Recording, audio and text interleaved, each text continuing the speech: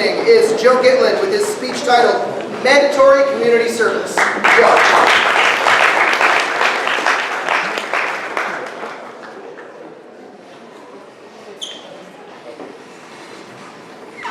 In 2003, Stuart Ain wrote an article in the New York Times about an 18-year-old high school senior named Emily Freed, who completed 350 hours of community service at her high school.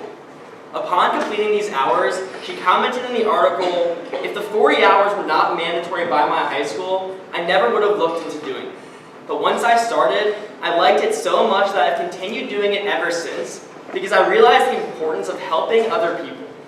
This story has been incredibly important to me and really opened my eyes to the potential benefits of mandatory community service, which is why I believe that local school boards and individual school officials should create a 40-hour minimum requirement of community service to be completed before being eligible to graduate high school or college.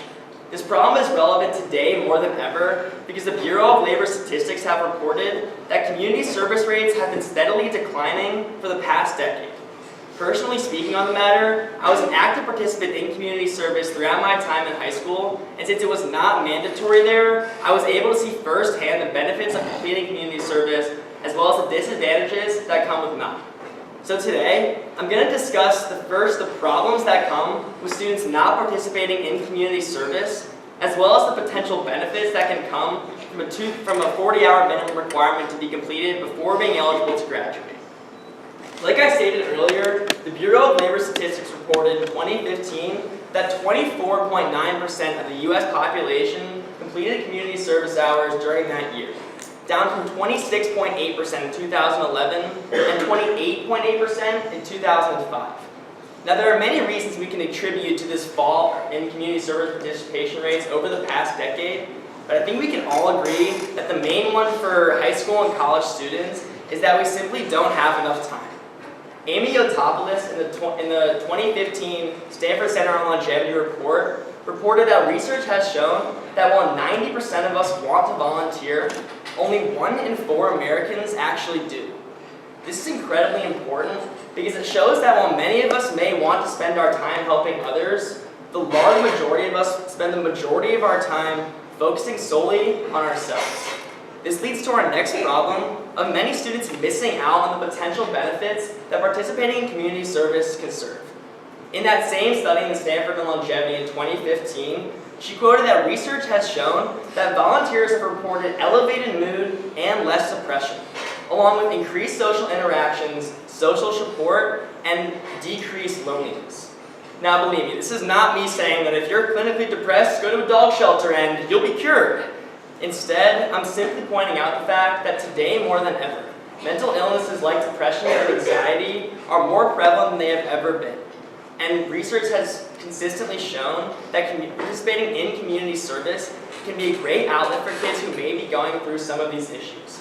Next, it's no secret that participating in community service during high school can give you a real edge over other kids who don't participate in community service when applying to colleges.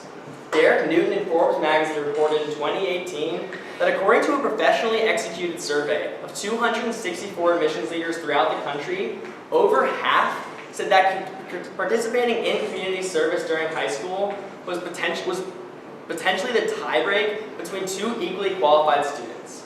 Now, believe me, by no means am I saying this should be the sole reason for anyone participating in community service during high school. I'm simply pointing out the fact that many students are at a disadvantage when applying to colleges when they don't participate in community service. Now, the solutions to this problem really lies in the hands of local school boards and individual school officials who have the power to create this 40-hour minimum requirement.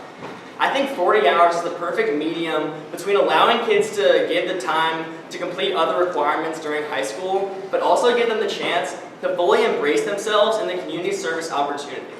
I also think that a 40-hour minimum requirement would really allow people to see that participating in community service gives kids benefits for the rest of their lives, not just during their time in college. According to Hart, Donnelly, Eunice, and Atkins, in the American Educational Research Journal in 2007, 44% of people who participated in community service during their time in college were also volunteers 9 years after graduation, whereas only 19% were for those who didn't. This is super important because it shows that once we embrace ourselves in the community service experience, we are fully embracing this experience and will really stick with us for the rest of our lives. Next, what can students like you and I do actually to solve this problem? Well, first would be actually trying to get the time to participate in community service during your time in college. There are many opportunities to do this here at Clemson, such as Clemson Life, the Botanical Gardens, and many more. Another thing students can do is actually write to local school boards or talk to their school officials about the benefits of community service. I personally spoke to the headmaster of my school several times about the benefits that I found in community service and why I thought it should be mandatory. Finally, the problem of students maybe not having time to participate in community service during high school or college, I believe can be solved with teachers and school officials working together to maybe give things like class credit or extracurricular credit in exchange for completing community service hours. I think if they were to do this, they'd really see that there are benefits to mandatory community service even in relation to voluntary community service.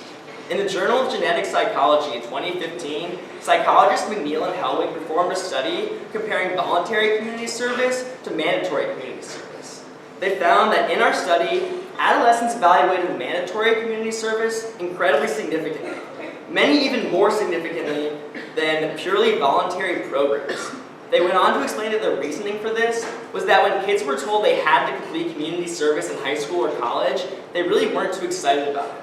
But once they embraced themselves in this experience, they really experienced high levels of satisfaction that they never even thought possible through community service. So today we talked about the problems that arise with students not participating in community service, as well as the potential benefits of a 40-hour minimum requirement, which is why I believe that local school boards, school officials, as well as students ourselves can really all work together to make this 40-hour minimum requirement truly happen. I think at the end of the day, maybe if you were required to complete community service in high school or college, you would have been opened up to a life-changing experience that you never would have been through otherwise.